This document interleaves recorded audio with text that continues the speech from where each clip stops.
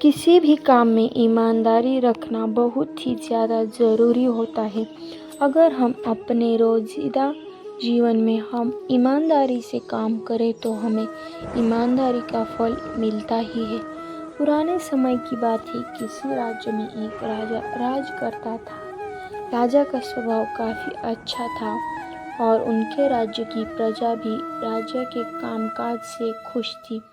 राजा को केवल एक बात का ही सुख नहीं था और वो ये बात थी कि उसके कोई संतान नहीं थी।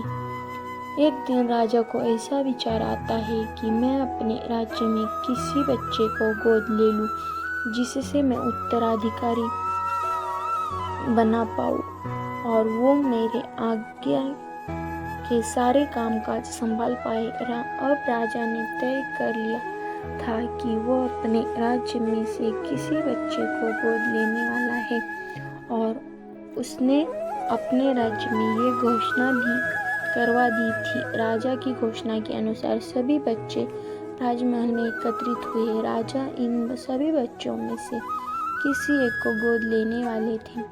राजा ने उन सभी बच्चों को पौधे लगाने के लिए दिए और कहा कि अब हम 5 महीने के बाद मिलेंगे और देखेंगे कि किसका पौधा सबसे अच्छा हुआ है। साथ ही साथ राजा ने सभी को ये भी कहा कि जिसका पौधा सबसे अच्छा हुआ होगा, मैं उस बच्चे को गोद लूँगा।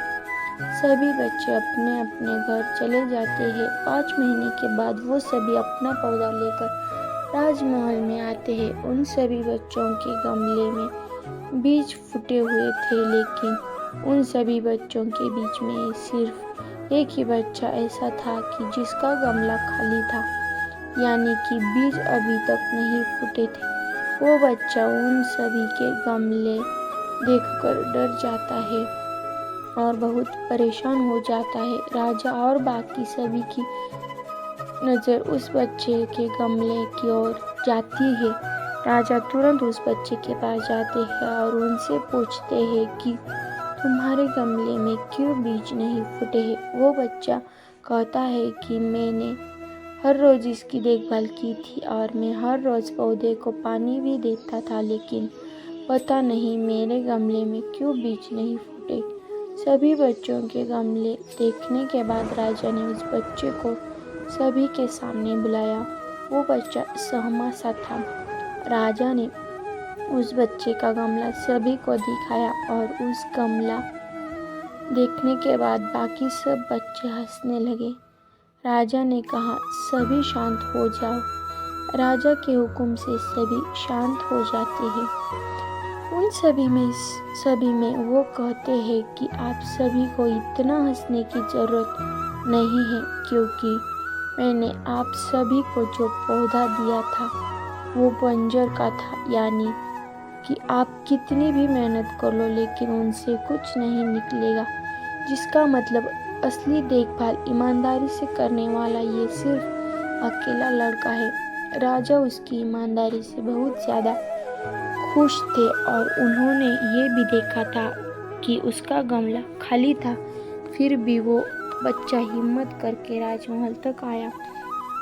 राजा ने उस बच्चे को गोद ले लिया और साथ में ही राज्य का उत्तराधिकारी बना दिया। इस बच्चे को अपनी ईमानदारी का फल मिलता है। वो बहुत ज़्यादा खुश हो गया। तात्पर्य, ईमानदारी का होना बहुत ज़रूरी होता है। हमें हर काम ईमानदारी से करना चाहिए। हम पूरी दुनिया को धोखा दे सकते हैं, पर हम कभी भी अपने आप को धोखा नहीं दे सकते। हमें अपने खुद के बारे में सब कुछ सच पता ही होता है। हमें ईमानदारी का फल कभी न कभी मिलता ही है।